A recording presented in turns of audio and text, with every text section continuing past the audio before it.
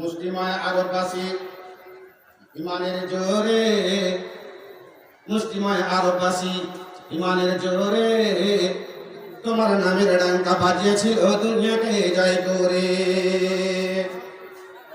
মুসলিমায় আরববাসী, মুসলিমায় আরববাসী ইমানের জোরে তোমার নামের ডাঙ্কা বাজিয়েছিল দুনিয়াকে জয় করে।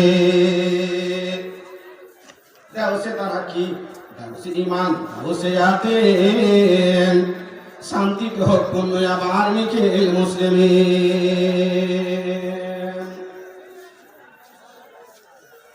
হর জাতির খলিফা উমর, হর জাতির খলিফা উমর শাহ হয়ে, হর জাতির খলিফা উমর শাহ হয়ে সিনা কাপড় পরে গেলেন উপবাসী রয়ে।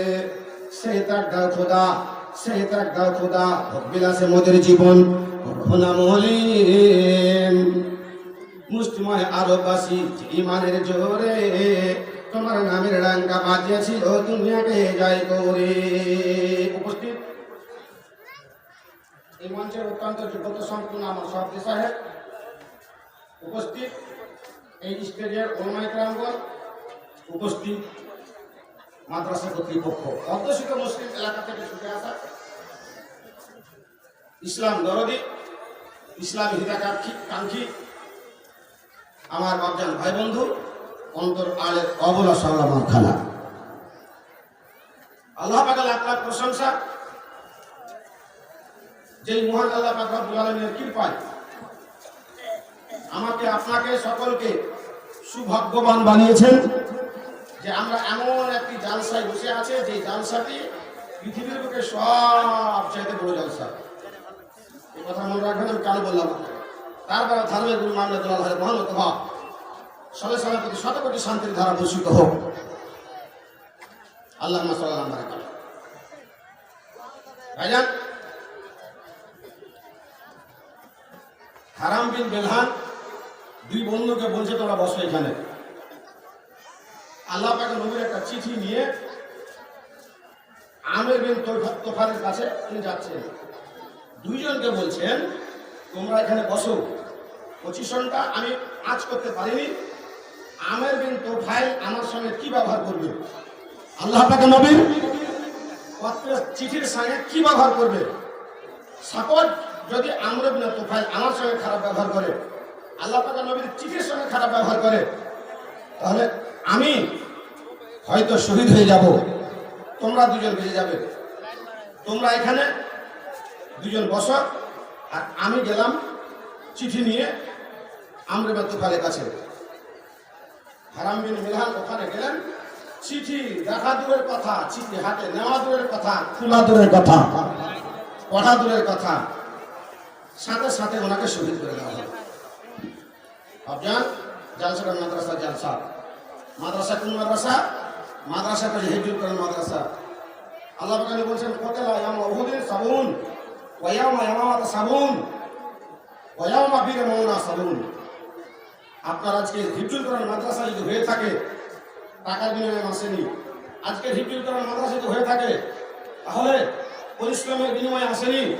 বুকের তরতাজা রক্ত দিয়ে 210 খানটা হাফেজে কোরআন, 210 খানা কোরআন, 210 খানা হাফেজ বুকের তরতাজা রক্ত দিয়ে দুনিয়াতে ইতিহাস তৈরি করে রেখেছেন আল্লাহ পাক নবী দয়াল নবী নবী মুহাম্মদের উপরে।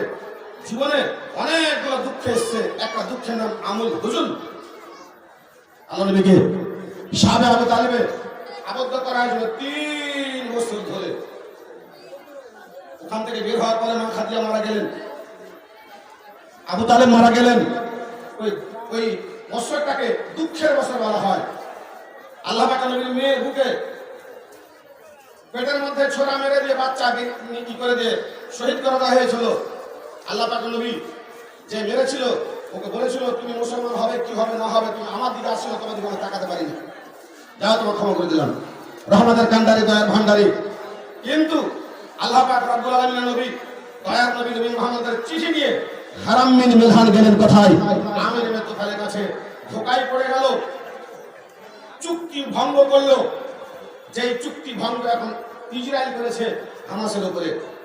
জি আল্লাহ পাক দয়াল নবী মোহাম্মদ 1 নয় 2 নয় 3 নয় 4 নয় 5 নয় এক মাস ধরে শাহরান এক মাস ধরে 4টা গোত্রের প্রতি বদ্ধ করেছেন।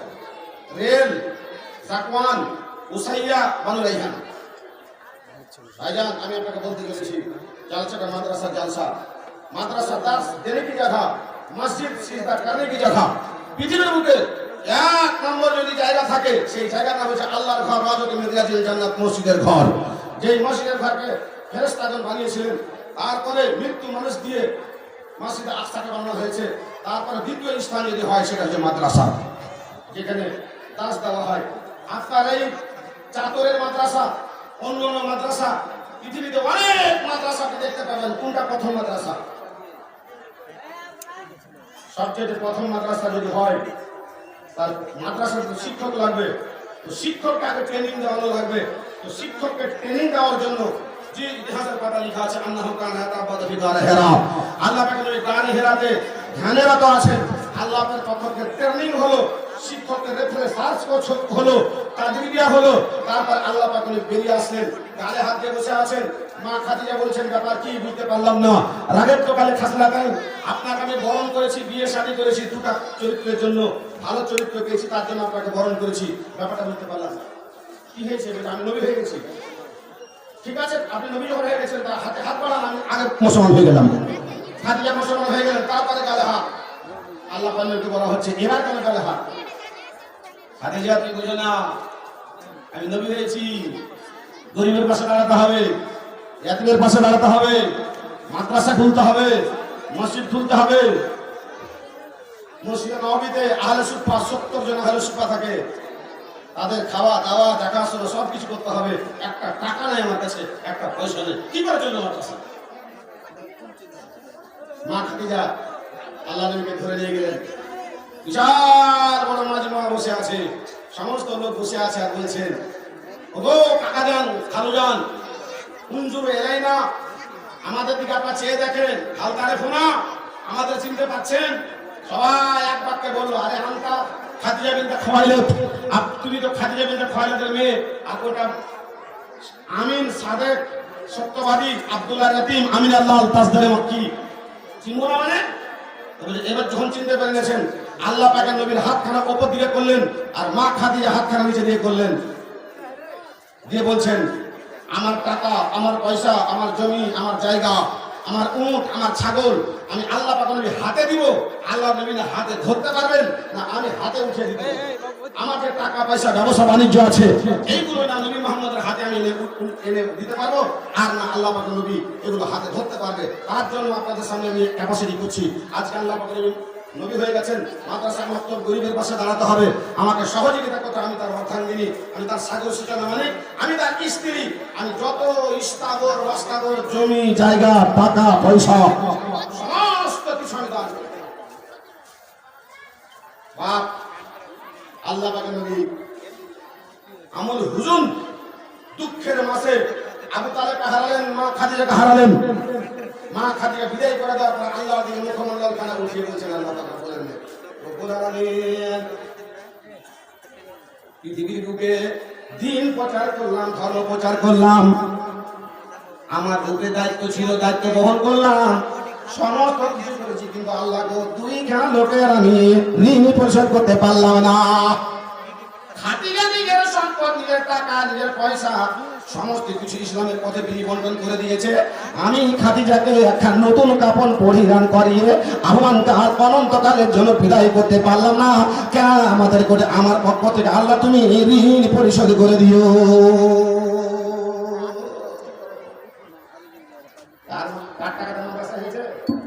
টাকাটা হলো মায়ের, সেই মার নাম কি? মা খাদিজা। জাইনাব যেদিন মারা গেলেন, সেই দিন ফকির মিসকিন দুঃখীরা ইয়াতিম বেওয়ারা রাস্তায় রাস্তায় কাঁদছে, জোরে জোরে কাঁদছে, চিৎকার করে কাঁদছে। জি, আর কবিতা বলছে, হাকারাত হামিদাতুন ফিদু মুবজুল ইয়াতামা রাউ, দুনিয়া থেকে চলে গেছে। আল্লাহ পাকের নবী দারার নবী মুহাম্মদ হারাম বিন মিলহানকে চিঠি লিখে দিলেন আমির বিন তুফাইলের কাছে, যাও আমার বিশ্বাস হচ্ছে না, 1-2 করে করে আমি 70 খানা হাফেজকে পাঠালাম তোমার সঙ্গে, তাদের সঙ্গে যদি বেঈমানি না হয়। বাপ আমার, মা আমার, আজকে 9 জন কিংবা 10 জন হাফেজ এখান থেকে হবে, তাদের বাপকে আমি দেখবো, তাদের মা খবর নিব, তার মতো সৌভাগ্যবান পৃথিবীর বুকে আর বাবা খুঁজে পাওয়া যাবে না, যাবে না, যাবে না। আমির বিন মালিক এসে আল্লাহ নবীকে বলছে নাচ নাচ নাচ দেখতে গেছে, বলছে যে হুজুর আমার খেতে নাচ দে, ইসলাম প্রচার করতে হবে, তার জন্য আপনি কারি দেন, হাফেজ দেন, যারা কোরআন শুদ্ধভাবে পড়তে পারে। আপনার 9টা হাফেজ ফারেক হবে এখান থেকে। এই 9টা হাফেজকে দেখে বড় বড় বক্তা পর্যন্ত থরথর করে কাঁপবে। জি, সহজ ব্যাপার নয়। হাফেজের সামনে যেমন তেমন আলেম কোরআন পড়তে পারবে না, আর ভুল ধরবে, অক্ষর অক্ষর ভুল ধরবে হাফেজেরা। এমন সূক্ষ্ম লেখাপড়া হয় আপনার এই মাদ্রাসাতে।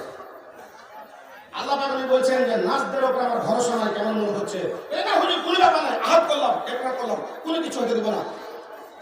হারাম বিন মেলহানকে দিয়ে 70 জন হাফেজ কোরআনকে আল্লাহ পাক পাঠিয়ে দিলেন, আর গিয়ে বীরে মওলাতে অবস্থান করছেন। আর হারাম বিন মেলহান চলে গেল আমির বিন তুফাইলের কাছে। আমির বিন তুফাইল হারাম বিন মেলহানকে হত্যা করে দিলেন, শহীদ করে দিলেন। চতুর্দিক থেকে ঘিরে নিয়েছে, 1 কাবিলা নয়, 2 কাবিলা নয়, 3খানা কাবিলা নয়, 4খানা কাবিলা ধরে ফেলেছেন 70 জন হাফেজকে। সেই কাবিলা গুলো রে, সেই কাবিলার নাম হচ্ছে জাকওয়ান, সেই কাবিলার নাম হচ্ছে ওসাইয়া, তার নাম হচ্ছে বানু লাহিয়া। আল্লাহ পাকের নবী মুহাম্মদ যে হাফেজগুলো থেকে রাত্রিকালে কোরআন শুনতেন, আসতেন, দিন প্রচার করে আসতেন, মসজিদে বসে বসে ওই হাফেজের কোরআন শুনতেন, তাদেরকে কোথাও নিয়ে যেতেন না।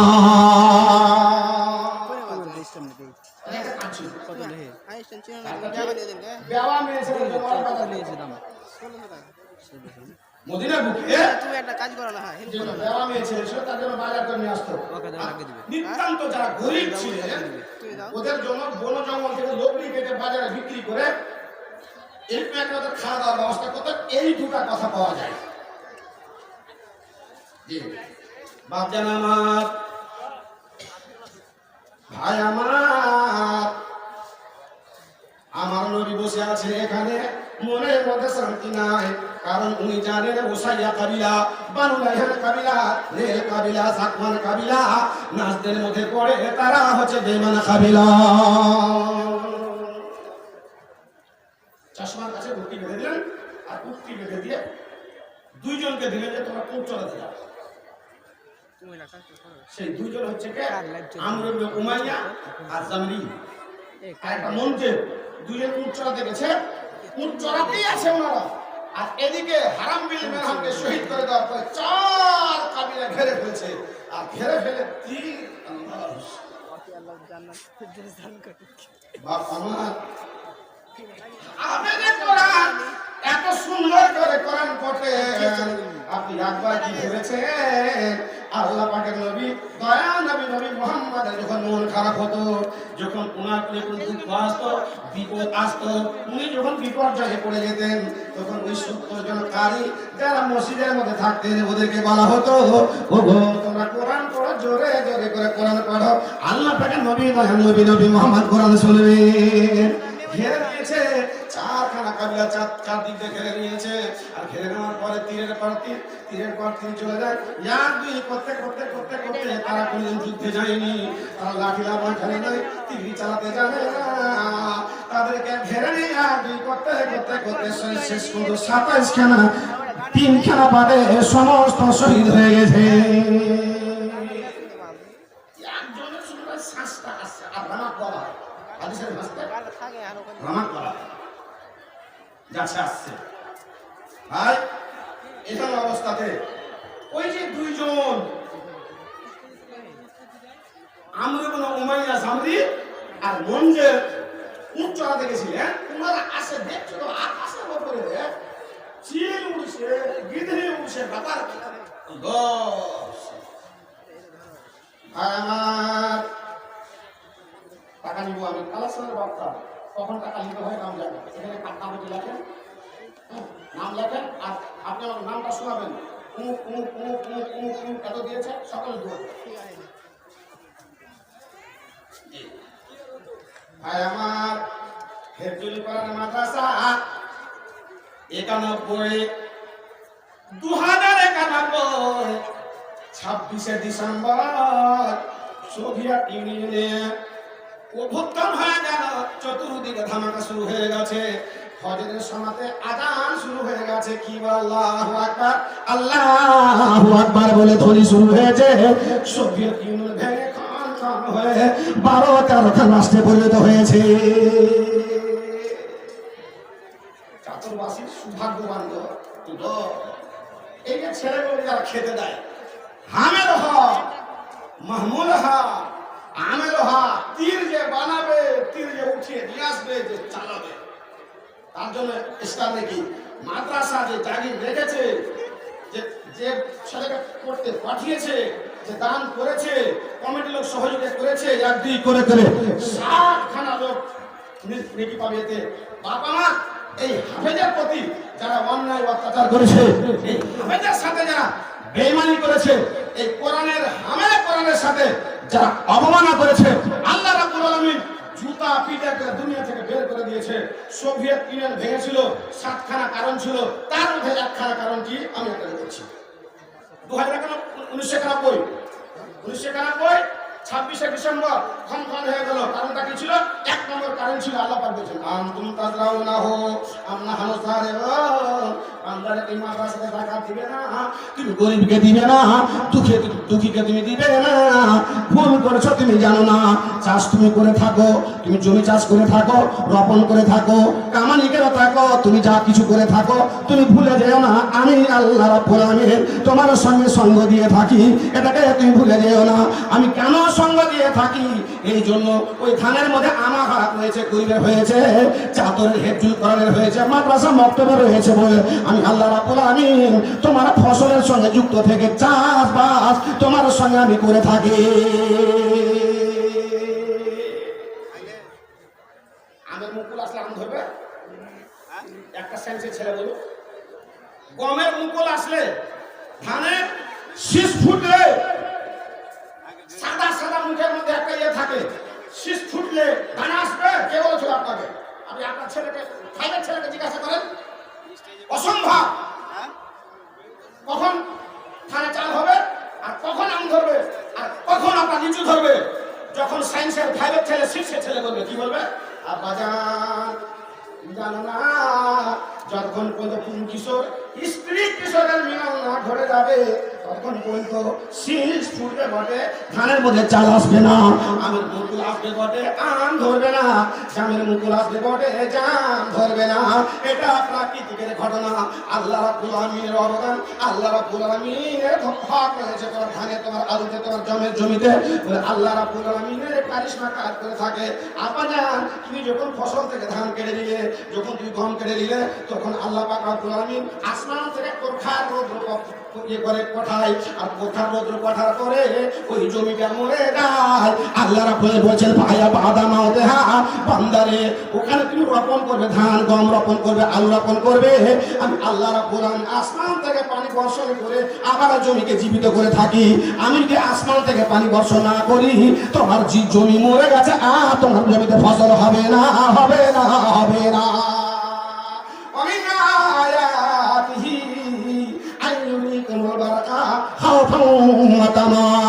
আমি আল্লাহ রাব্বুল আলামিন মেঘমালা থেকে বিজলির গর্জন দিয়ে তোমার জমিনে পানি বর্ষণ করে থাকি।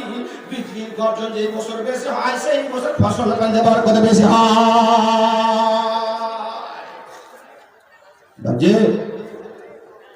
1991 সাল 26শে ডিসেম্বর 7খানা কারণ, 1খানা কারণ রাশিয়া হেলিকপ্টারে চড়ে মেঘের উপরে চলে যেত, আর মেঘের উপরে যে ফসফরাস পাউডার ছিটিয়ে দিত, আর যেখানে ইচ্ছা সেখানে পানি বর্ষণ দিত। একটা অপরাধ, আল্লাহর সঙ্গে পাল্লা, আর আল্লাহর সঙ্গে যে যখন পাল্লা দিয়েছে আল্লাহ ক্ষমা করেনি। দ্বিতীয় নম্বর, কাজাকিস্তান রাজস্থান, উজবেকিস্তান, অনেকগুলো জায়গা রয়েছে। সব জায়গা পৃথিবীর বুকে যেই দেশে ইউরেনিয়াম পাওয়া যায় তার নাম হচ্ছে কাজাখস্তান। হিরোশিমাতে বম করেছিল প্রথমে 6 ডিসেম্বর 1945 সাল। বমের নাম কি ছিল? Little boy. 9 তারিখে পড়লো একটা 1945 9 আগস্ট। ওটা বমের নাম ছিল কি? হ্যাটম্যান। হিরোশিমা নাগাসাকি পুড়িয়ে ছারখার করে দিল। বাবা মার সবচেয়ে বেশি ইউরেনিয়াম পাওয়া যায় কাজাখস্তানে। পরমাণু বোম তৈরি করবে না, তার জন্য ক্যান্সারের ওষুধ তৈরি করার জন্য সারা বিশ্বের মধ্যে সে ইউরেনিয়ামকে পাঠিয়ে দিয়েছে। বাকি যেগুলো ছিল ওইগুলোকে নষ্ট করে দিয়েছে। বলে আমি পরমাণু বোম তৈরি করতে দেবো না।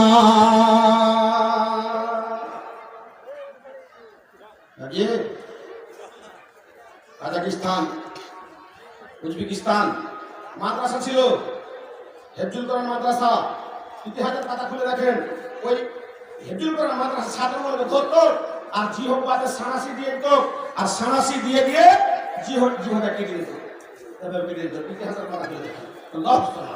হাফেজ কোরআন আল্লাহ রাব্বুল আলামিন নবী দয়ার নবী বলে গেলেন, কিয়ামতের কোটে এমন একটা লোককে তাজ পরানো হবে।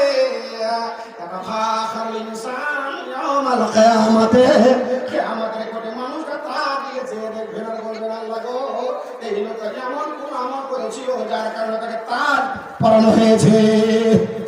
আমার নবী বলবেন, ফেরেশতাগণ বলবেন, এই লোকটার ছেলে হাফেজে কোরআন ছিল, তার জন্য ইজ্জতের জন্য, সম্মানের জন্য, পজিশনের জন্য আল্লাহ রাব্বুল আলামিন তার বাবাকে কিয়ামতের কোটে তাজ পরিধান করিয়েছে।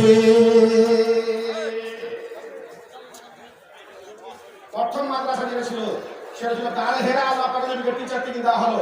তারপরে মাদ্রাসা ছিল দারে আরকামে, তারপরে ছিল 70টা কারি মসজিদ নববীতে। আর আল্লাহ পাকের নবীর কাছে আসলো নাল থেকে গেল, আর 70 জনকে নিয়ে চলে গেল কোথায়? আমের কাবিলাতে ওখানে। আর বিনা মহলতে যা কি করেছে, 2টা লোক উট চড়াতে গেছে। আমের ইবনে উমাইয়া জামরি, আমর ইবনে উমাইয়া জামরি আর মন্দের এই 2 জন বাকি সবকে একদম শহীদ করে দিয়েছে। আল্লাহ রাব্বুল আলামিন বলছেন, অমাকারু অমাকার আল্লাহ আল্লাহু খায়রুল মাকিরিন। তুমি জানো না আমি আল্লাহ কালে কালে যুগে যুগে এরকম আমি জাতির সঙ্গে কাজ করেছি। আল্লাহ রাব্বুল আলামিন রাশিয়াকে বললেন কি, মাদ্রাসার ছাত্রদের জিহ্বা কাটা হয়েছিল, হাফেজের জিহ্বা কাটা হয়েছিল বলে আল্লাহ রাব্বুল আলামিন রাতারাতি দেশটাকে ধ্বংস করে ভূমিসাৎ করে দিয়ে 12 খণ্ডে বিভক্ত করে দিলেন।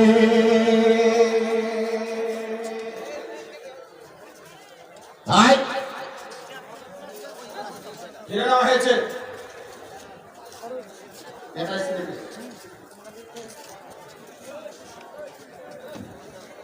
দুইজন এসে দেখছে চতুর্দিকে গিধে উঠছে, ইয়ে উঠছে, ব্যাপার কি হয়েছে? আমর ইবনে মঞ্জের, আমর ইবনে উমাইয়া জামরি আর মঞ্জের বলছে যে আমরা যখন আমাদের এত বড় সাথী সব শেষ হয়ে গেছে, আমরা বেঁচে কি করবো? 70 জন হাফেজে কোরআন, এই 70 জন হাফেজে কোরআনকে 70 জনের মধ্যে এক করতে সব শেষ হয়ে গেল। একটাই বাঁচলো, সেটা হচ্ছে আমির ইবনে উমাইয়া জামরি। আর আমির ইবনে তোফায়েল মান্নাব ছিল, এই আমির ইবনে উমাইয়াকে আজাদ করে দেওয়া হলো। আমির ইবনে উমাইয়া চলে গেলেন কারকারা বলে একটা জায়গা আছে, কারকারাতে বসে বছর ধরে কাটছে। আল্লাহ পাকের নবী দয়ার নবী মুহাম্মদ গানি কি করে ঘটনা ঘটনা দিব, আমি শহীদ হতে পেলাম না। 1-2 করে 69 খানা হাফেজ নিয়ে ছেড়ে চলে গেছেন, তারা শহীদ হয়ে গেছে। হাইরে 200 খানা ছিল, বুকের মধ্যে হাবিলের 1-2 করে 30 খানা করে তীর লেগেছিল। কারণ নাচের মানুষ তীর চালাতে বেশি পারত। ওসাইয়া কাবিলা, বানাইয়া কাবিলা, রেলা কাবিলা, জাকওয়ানা কাবিলা, এই কাবিলার লোকগুলো বেশি করে তীর চালাতে জানতো। আল্লাহ পাকের নবীর সামনে কি করে বসবো? এই দিকে তাকাচ্ছেন, সেই দিকে তাকাচ্ছেন, এই করতে করতে দেখছেন পাশে 2 খানা লোক বসে আছে বানু কেলাবে। রক্ত টকবক করে পড়ছে। আল্লাহ খানা বের করলেন, হাফেজ বের করার পরে বানু কেলাবে 2 খানা লোককে হত্যা করে দিয়ে বলে, পুত্তরা পালা কাবা, আল্লাহ গো 69 খানা হাফেজকে হারিয়ে আসলাম, মনের মধ্যে শান্তি নাই, দুঃখে দুঃখিত। আল্লাহ পাকের নবীর কাছে গিয়ে ঘটনার বর্ণনা দিব, আমার সম্ভব হবে না। আজকে 2 খানাকে আমি মারতে পেলাম, আমার মনের মধ্যে কিছু শান্তি এসেছে। আল্লাহ পাক নবীকে গিয়ে বলছেন, হুজুর গো, সেখানে আমাদেরকে ঘেরে নিয়ে 69 জনকে হত্যা করে সে শহীদ করে দিয়েছেন, আমি 2 জনকে মারতে পেরেছি।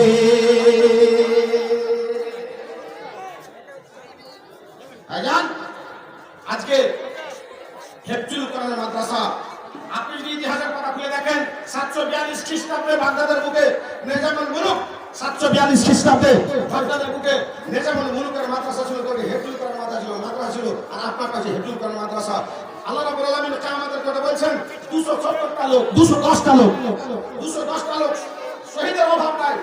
আশারে মুবাশশিরা আছেন 10 জন জান্নাতি সুসংবাদ পেয়েছে পৃথিবী থেকে। মা আসিয়া জান্নাতের বুক থেকে, পৃথিবীর বুক থেকে জান্নাত দর্শন করেছে। রব্বি আল্লাহ বাইতান ফিল জান্নাহ ওয়া নাজ্জিনি মিন ফিরআউনা ওয়া মালিহি ওয়া নাজ্জিনি মিনাল কওমিজ জালিমিন। আল্লাহ গো, আমাকে আমার স্বামী এইরকম জুলুম শোষণ চাপিয়ে দিয়ে আমার কতটা ভালো করে রেখে দিয়েছে। আল্লাহ, আমার কোনো দুঃখ নাই, জান্নাত খানা তুমি আমাকে দেখাও, জান্নাত খানা দর্শন করতে আমি দুনিয়া থেকে চলে যাবো।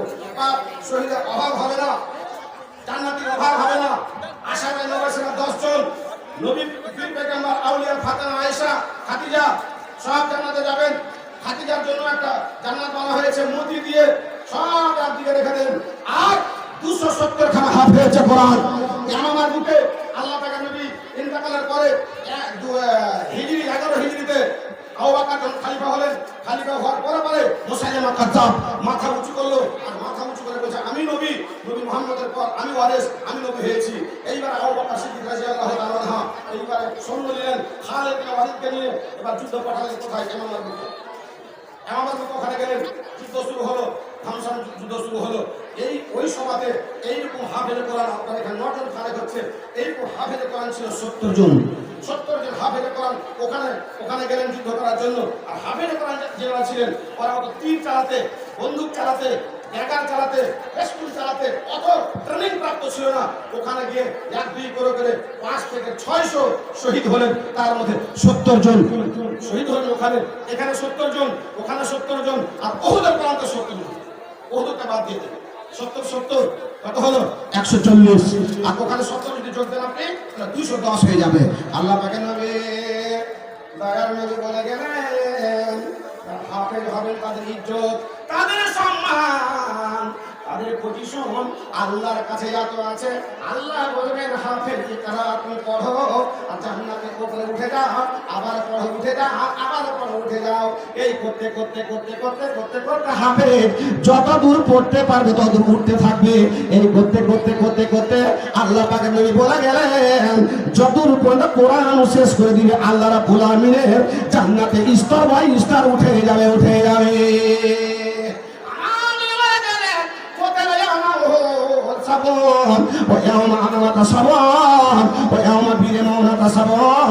এই 70 আমাদের করে তারাও শহীদ হবে।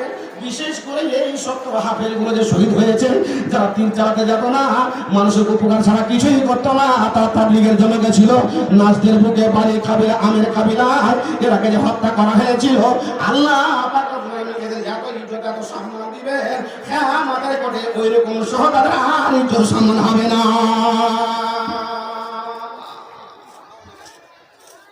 মাদ্রাসা সৌভাগ্যবান ছাত্র এলাকা, হেফজুল কোরআন মাদ্রাসা 200 ছেলে এখানে আছে, 8টা-9টা শিক্ষক।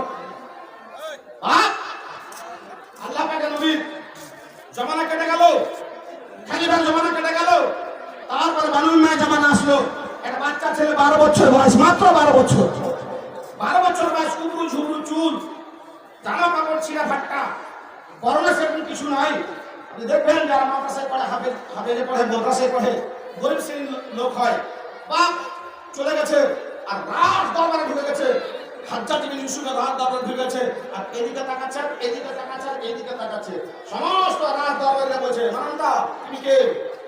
তো বলছে আমি একটা ছেলে, 12 বছর বয়স আমার, আমি ছেলে। বলছে কোথায় এসছো তুমি? এই বাবু তাকাচ্ছে, আতামুনা বিকুল্লি আইন রাবাতুল্লাহ আতাত্তাখিজুনা মাসানিআ লাআল্লাকুম তাখলুদুন। আয়াত পড়ছে,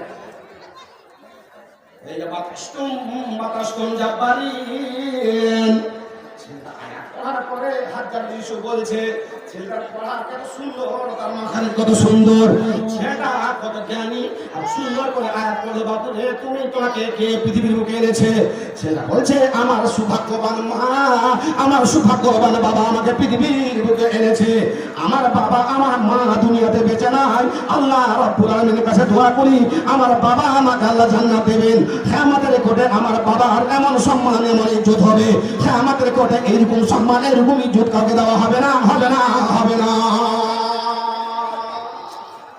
আরে বাবু তুই কোরআন হেড করেছিস কি আহমেদা কোরআন তুই কোরআন হেড করেছ আমরা কথা আছে কালেকশন বার্তা সাতটা কথা আছে সাতটা কথাকে কেটে দিয়ে আমি দুটা কথা বলবো লম্বা ইতিহাসের কথা তারিখে বলতে 372 পৃষ্ঠা খুলে দেখে নেবেন বাপ আমার যেহেতু আমার কালেকশন করতে হবে আর কমিটির লোকের উদ্দেশ্য হচ্ছে কালেকশন মাদ্রাসা করেছেন আপনি হেটুল করেন মাদ্রাসা সৌভাগ্যবান আপনি মাল কামিয়েছেন ধন কামিয়েছেন মাল হাল্লা কামি মালিকা মাল করে আসলে মাল দিতে পারেননি আপনি ধনকে মাল বলেছেন ট্রাক্টরকে মাল বলেছেন গাড়িকে মাল বলেছেন জি না চিন্তা না করে থাকেন একটা চিনে যান আসল মাল উপভোগের মাল সবচাইতে গুরুত্বপূর্ণ মাল যদি আপনার কাছে থাকে আপনার বাড়ির স্ত্রী অর্ধাঙ্গিনী সাকাশের মালিক এর দলিল আছে আমাদের এলাকাতে বড় বড় মুরগি আছে রক্তা কোন থেকে গাছ তুমি দলিল দিতে পারবে আব্দুলিয়া কুল্লাহা মাতা ওয়া খায়রু মাতা'আদ দুনিয়া আল মারাতুস সালিহা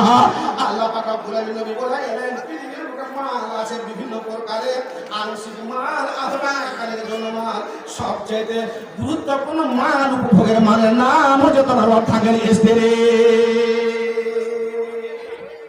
বন্ধুরে খানা খেয়েছেন ভাত খেয়েছেন পরিধান করে আঙ্গা বস্ত্র করেছেন আল্লাহ পাক বলেন আকাল তাহা আপনার তাহা যেটা তুমি খেয়েছো রাত্রিকালে বেদাগানি করেছে তোমার পেটের মধ্যে 7 ঘন্টা পরে বাথরুমে রেখে দিয়েছো ওটা মাল বটে আহমান কালের জন্য তোমার মাল নয় অবস্থা কাপড় প্রধান করেছে ব্যান্ডের কাপড় যখন পুরানো হয়ে গেছে ছিঁড়ে গেছে তাকে তুমি ফেলে দিয়েছো মাল বটে তোমার আহমান কালের জন্য মাল নয়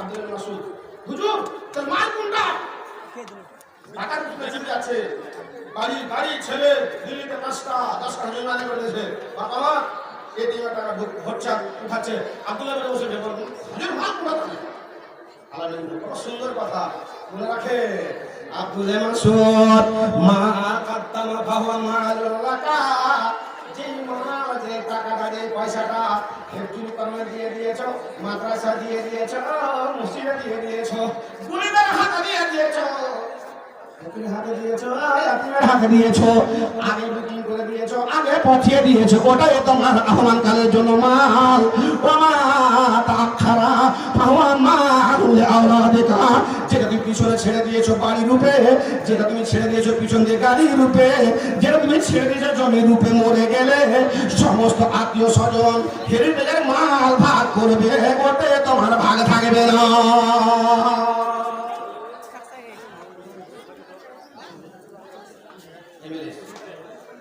এমপি সাহেব এসেছেন আমাদের এখানে 2 মিনিট ভাষণ দিবেন আর আমি যে এই ভাষণটা ছাড়বো এই ভাষণটাতে আমার প্রচন্ড ক্ষতি হয়ে যাবে আমার ক্ষতি হবে আপনি সেটা বুঝতে পারবেন না তারপরও ক্ষতি করে এমএলএ সাহেবকে দিয়ে দেবো এমএলএ সাহেব ভাষণ রাখবেন 5 লাখ টাকা নিয়ে এমএলএ সাহেব কাছে দোয়া মেরে দেবো